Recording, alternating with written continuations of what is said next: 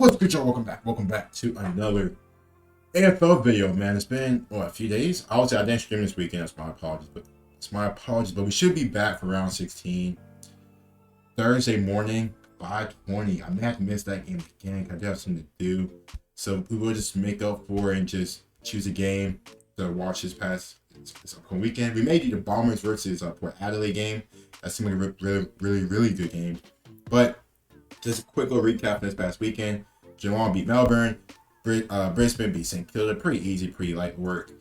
Sydney beat West Coast Eagles by 171 points. And I am going to get the West Coast Eagles because I have something to say about them. Freo beat the Bombers. Collingwood beat Adelaide by 2. And Gold Coast beat Hawthorn. Now, boys and girls, I need to get this off my chest. So I've been looking at West Coast Eagles last few games. Since round 7. Since round 7, there have been times this team has lost by 100 plus points. 100 plus points. I'm probably gonna post some of the games on the screen, but they have lost to Carlton by 108, Gold Coast by 70, Hawthorn by 116, Collingwood by 63, Adelaide by 122. And Sydney by 171 points. Now, I'm sorry. I never want to disrespect a team. I never want to clown a team or anything. But to get beat that bad in consecutive games, in 3 out of the last 5 games, they have lost by 100 plus points. Where is the accountability? Now, listen, I think I probably watched one West Coast Eagles game. One. It's the reason I don't really watch them because they just aren't as good. That's why I'm not trying to be too mean on them because, young team stuff like that. But still, man, come on. Try to be nice. For all my West Coast Eagles fans, you guys let me know in the comments down below. Am I being too harsh? If I am, like I said, I apologize. But man, it's tough. It's tough. But listen, North Melbourne, they aren't that good either. They have 2 wins, and West Coast have 1 win. So it's nice to meet those 2 teams sharing the wooden spoon potentially. So I just need to just get off my chest, get that off my chest regarding West Coast Eagles, because it's kind of embarrassing, man. It low key kind of is embarrassing, and I just hate it. I hate it for the fans, I hate it for the players, stuff like that. But you have to come out and compete. You cannot get beat by like 171 points. 3 out of the last 5 games, 100 plus points. Anyway, that's enough for the intro. Hope you guys are doing good and amazing, doing very well. Let me know if you guys team won this weekend and how you guys feeling. Biggest scandals in the AFL history. Shout out to the guy who didn't make the video. Let's start. That's enough of me talking. In the modern day AFL, where everything is observed and studied under what seems to be microscopes, scandals and controversies are inevitable. Whether it be specific players or teams, we've seen that before. Scandals have been prevalent within the league's history, especially in more recent times. Every team has gotten into trouble one way or another, and that got me thinking, what is every team's worst scandal? So in today's video, I'm going to be breaking down each AFL side's worst scandal in their club's history, and briefly run through how it all went down. Just a little disclaimer, themes like drug use, racism, etc. will be discussed, so if you're someone who becomes uneasy around these topics, please click off now. And also, I'm just reporting on what is publicly known or speculated, not trying to accuse specific people of actions they may or may not have done. No, it's all good. Not trying to demonize anyone mentioned in this video at all. With that out of the way, remember to subscribe if you want, as only 9% of you guys are actually subscribed, and it really helps me and my content out. Appreciate it if you do. Like the video if you enjoy. Look at that mullet. Without further ado, let's get into it. That mullet's going crazy. One of the more recent examples of a scandal to kick us off, the Adelaide Crows' biggest scandal was of course the 2018 preseason camp. Run by Collective Minds, a consultancy group based in Queensland, the 2018 Crows list had to endure a number of reportedly strange and mentally taxing exercises, including being tied up to trees, having abuse hurled at them, staring at each other until Tom Lynch supposedly vomited, and using a racially inappropriate digging stick to divulge each other's weaknesses. This was straight after the Crows' 2017 grand final loss to Richmond, so that was the move that the club used to push these players to their limits. The aftermath. I'm sorry, but out of all the ways, that's what you go with. A staring contest. You got guys vomiting, oh Lord, Of this camp was Come apparent on now. immediately, as several members of the playing group and coaching staff left or were asked to leave the Good. organisation. The Crows have only really just recovered from this event and are now looking like a promising young team. Yeah, they're solid this year, In the bro. 2001 grand final against Shout Essendon, out the to my boy Brisbane Lions were Walker. accused of using IV drips to rehydrate players quickly through the means of injections. Oh, damn, that is Some cheating. takers powered them during the 2001 season and eventually led to them winning the grand final. That's and after crazy. this information emerged to the public, the AFL banned IV drips within 24 hours of games, and then in 2013 banned all use of needles. Jeez. There were also claims from Premiership player Ash McGrath's cousin Jason that he supplied a number of drugs to the players, as well as match fixing and gambling. Now my boy This is not snitch. confirmed to be true currently. The most relevant of Carlton's scandals is the salary cap breaches of the late 90s and early thousands. This was a major scandal at the time and resulted in the club being fined over $1 million. Ooh. The breaches were in the form of under-the-table payments to 4 players, Craig Bradley, Stephen Silvani, Stephen O'Reilly and Fraser Brown. The club was also stripped of several early draft picks in the 2002 and 3 AFL drafts, specifically draft picks number 1 and 2, all their draft picks in the 2003 preseason draft, and the first and second round draft picks in the 2003 national draft. The aftermath of this scandal left the club in disarray for the next 5 years, as the penalties obviously didn't ease the struggling nature of the Blues at the time. Collingwood have a number of noteworthy scandals or incidents, but in my opinion this is the worst. Former Collingwood president and media personality Eddie Maguire has had a number of controversial moments over the years, but none top his comments made on Triple M Radio in 2013. He was noted comparing Adam Goodes, one of the all-time great players and one of Aboriginal heritage, to King Kong, the fictional ape.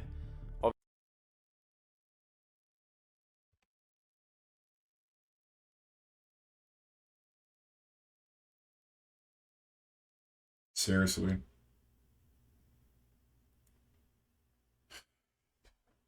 Oh, brother, man. Obviously this is a horrendous act, and something that was looked down upon by the AFL community as a whole. He didn't step down from the position until years later. That's a and his fucking actions joke. took part in Years later. So the other board members let him stay on for like an extra few years. Come on, my guy. Come on, man. building an ongoing saga between certain fans and Adam Goodes, which eventually forced him into retirement. One of the more obvious examples on this list, we the know about Essendon doping this. saga of the early 2010s, was We a know about massive deal in the this. AFL community for many reasons. At the end of this eventual court case, it was found that 34 players were found to have used illegal supplements. Essendon was fined $2 million, James Hird was suspended as coach, and Joe Watson lost his Brownlow due to it. I'm sure that nearly everyone watching this video is familiar with the situation, and it's a bit played out at this point. We know about so this. I will move on. In 2018, at a Fremantle Club event, the head coach at the time, Ross Lyon, was accused of acting inappropriately towards a female employee. Oh, man. A second separate complaint was also referred to the AFL's integrity unit. How many times The have club you came heard about under pressure this? from major sponsors to action, and the club issued an apology to the former employee for stress caused during the whole ordeal. In the end, Ross continued to coach for another year until eventually being sacked, not due to the controversy, but because of Freo missing the finals for 4 consecutive seasons. He now, of course, coaches the Saints. This next story is a bit disturbing, so I ask any of you who may feel nauseous or upset to skip this part of the video, probably about 30 seconds or so. In the year 2000, on February 16th, Gary Blitzini was partying with Alicia Horan, a major footy fan, and eventually after a long night consuming a various amount of illicit drugs and substances, she found herself in Albert's hotel room in the Park Hyatt in Melbourne. She was caught up in the drug culture and partying of one of her idols, and this led her to overdose that same night and unfortunately pass away. Shit. Albert was fined $1,500 for possession of illicit drugs and states that he has truly never escaped the pain of what he let happen that night. Yeah. In 2015, No crap, a cocaine bro. ring was identified within the Gold Coast Footy Club, with players Carmichael Hunt and Harley Bennell being at the forefront of these investigations. It was noted by the ACC that information received suggested that illicit drug use by professional athletes was prevalent within the group. Other specific players were not added during the investigations, and this issue was supposedly solved internally within the club. The youngest club in the comp, GWS's scandal, isn't really so much as an incident, but it's worth a mention anyway. One of the more recent events on this list, in a 2021 elimination final against Sydney, star forward Toby Green bumped to umpire Matt Stevic Oh, you before can't do walking from the that. ground at quarter time. You can't due to do that. disagreement of an on-field decision. You can't Obviously, do that. the AFL isn't taking too kindly to aggressive physical action taken towards an umpire, and issued him an initial 3-match ban that was raised to 6 upon review. Okay, I think 6 is a tad bit just over aggressive for a minor bump like that. I think that Toby Green incident should have been 30. But I do want to go back to the last one about the girl overdosing. That's very, very sad to hear. Um, hearts and prayers, condolences to her family and friends. But it's you never want to see anything about that. Never want to see anything about that. So yeah, I just hate to hear about that. Um, but I mean, for the GWS one, I mean, six games. Come on, 6 games for that. Like it's a little low shoulder blow. Toby Oh, Green hell demonstrated a on, controversial man, like, incident. jeez. This will probably top the list in the pushback he received from the AFL That's as an crazy. organisation. A very successful club throughout the 2010s, the Hawthorn Football Club was led by a number of superstars, including Cyril Rioli. Didn't they have some racist Shockingly retired in stuff just 2018 recently? at a younger age of 28. After his retirement, him and his wife, Shannon Assam Rioli, What a broke mark. their silence on racism and cultural neglect within the club's borders. Rioli cites an incident at Launceston Airport where club president at the time, Jeff Kennett, commented on Shannon's ripped jeans, offering loose change to help, quote, sew them up. This was the last straw for Cyril and saw him go into retirement, but he also noted many other incidents over That his years at the 28 club is crazy. which were racist in nature. Since this point, there have been many more investigations into the culture of the club at the time, with Chris Fagan and Alistair Clarkson stepping back to focus on these investigations just recently. The scandal as a whole has ruined the image of a truly dominant and unstoppable team for some AFL fans. In 2009, Melbourne were accused of tanking towards the end of the season to receive a better pick in the upcoming draft. That This happens. is against the AFL's rules, That unlike tanking leagues stuff such as the NBA, happens. and therefore an investigation was launched. That happens. The investigation took place in 2012 due to comments made by former player Brock McLean, stating that he was dissatisfied with the club's match strategies during his time there. The club was not found guilty, but senior coach Dean Bailey and general manager of football operations Chris Connolly were found guilty of related charges. When he was fired in 2011, Dean Bailey was quoted as saying, "I had no hesitation at all in the first 2 years of ensuring this club was well placed for draft picks. I think what I've done is the right thing by the club, and if it costs me my job, so be it. But the club is always bigger than the individual. I was asked to do the best thing by the Melbourne Football Club, and I did it. I put players in different positions to enable them to develop. I think the whole football club agreed that we wanted to develop our players, so we did." This statement was also seen as suspicious by investigators at the time. One of the biggest examples on this list, Wayne Carey's affair with teammate Anthony Stevens' wife Kelly, led to the implosion of the North Melbourne Footy Club. Carey was an all-time great. Oh, come on. You messing with your teammate's wife. My God. What is going on? What is going on? Why her? Why her? Now listen. I'm not trying to call me Tony Parker vibes. Now listen, if you guys don't know about the whole Tony Parker in the NBA, look that up. I think some scandalous stuff like that regarding somebody's wife. Come on. You're dealing with your teammates. This is your teammate. This is your brother. Your AFL brother. Your North Melbourne brother. Yeah, brother. You're out here trying to talk to his wife. You're trying to whoop with the wife, take her out, have dinner, come back and go crazy with her. Great Come player on, of the club, man. making 7 All-Australian appearances and winning 2 premierships with the Roos.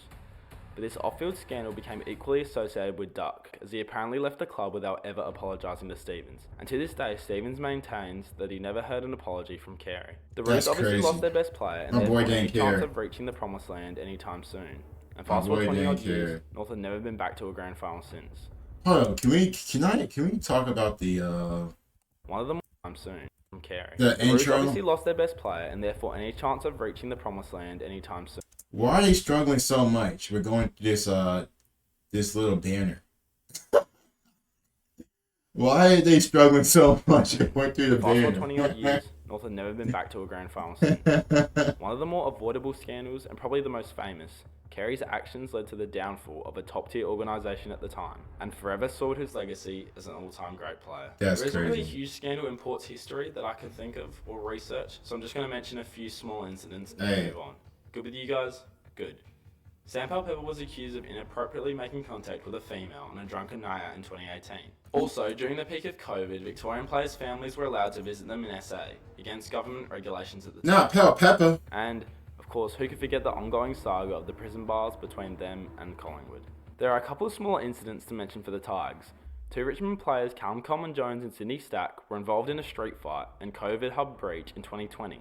Were later found not guilty of starting the altercation. Nathan Broad shared inappropriate images of a woman wearing his 2017 Premiership medal without her consent. He was subsequently suspended the first 3 games of the 2018 season and publicly apologised. Labelled Chopstickgate, superstar Dustin Martin threatened to stab a woman with chopsticks in 2015. Though it was later revealed he was cleared of any major threats made. Despite these controversies, throughout this time Richmond maintained a premiership calibre level of play and won 3 premierships. Kim Duthie was just a 17-year-old schoolgirl when Ricky Nixon, one of the most high-profile sports agents at the time, had an inappropriate relationship with her. Nixon also played 51 games for the Saints and was an agent to players such as Gary Ablett Jr., Wayne Carey, Ben Cousins, Jason Dunstall, Tony Lockett. Wait, why is the reporter going this crazy trying to get her to talk? Like, my guy's not going out without a fight. Like, he's trying to make sure he gets some out of it. Images of both Nixon and other Saints players, look at taking off. Del Santo. She also claimed that one of the players had gotten her pregnant, but this was later thrown out, and she admitted that the players pictured were not involved. She stated she exposed the players because they, quote, treated her with disrespect. One of the biggest suspensions going in the modern crazy. game, Yeah, Gary Hall got Sydney. 7 weeks for knocking West Coast player Brent Staker out cold with an off-the-ball punch. It was labelled as one of the dirtiest acts in footy history, and with this being a more modern example of in-game violence, she clapping of the course, back. a close-up camera angle, That's leading to the crazy. video being spread far and wide. I know I've watched it probably at least 50 times throughout my life. Hall has admitted wrongdoing, has deeply apologised many times to Staker, and has shown major regret, stating he hopes his kids never watch that video. Good to see a turnaround from Baz, but back in the day, he was definitely a force to be reckoned with. The obvious answer for West Coast is Ben Cousins, and the drama surrounding most of his time at the club, but I also wanted to talk about Andrew Gaff, so I'll do both. Cousins was a drug addict, plain and simple. Most footy fans know the extent of his off-field behaviour, as one filled with controversy. I think we did talk about Ben Cousins before. Cousins was known for his on-field performances as much as he was for his off-field antics. It was also noted he was a star player, being a Brownlow medalist and a premiership player. His career went downhill from there, and in retirement he has seen more charges. It does seem as though he's slowly getting better, wishing the best for an all-time great.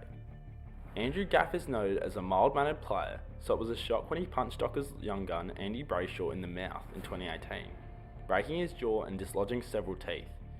Gaff was suspended and eventually missed out on the Eagles' eventual premiership win, showing the karma in this situation was all too real. And finally, Adam Neal at 13 years old was abused by Footscray fundraising chairman and steward of the under-19s, Graham Hobbs. Hobbs was jailed for 15 months and eventually died in 2009. The Bulldogs were accused of not doing enough or putting protective measures in place to help prevent these actions. The club now faces up to millions of dollars in fines, showing the great impact of the scandal years later. Well, that wraps up every AFL team. Alright, this was crazy. We have had some druggies, some racism, we had some fights breaking out, we had Dusty Martin getting stabbed somebody over chopsticks. You guys let me know in the comments down below, what was the craziest scandal from each team? From each AFL team. Which AFL team had the craziest scandal? Well, on that note, hope you guys did enjoy the video. Don't forget to like and sub. Again, shout out to Make It Rain Productions. And yeah, talk to you guys later, man. Peace.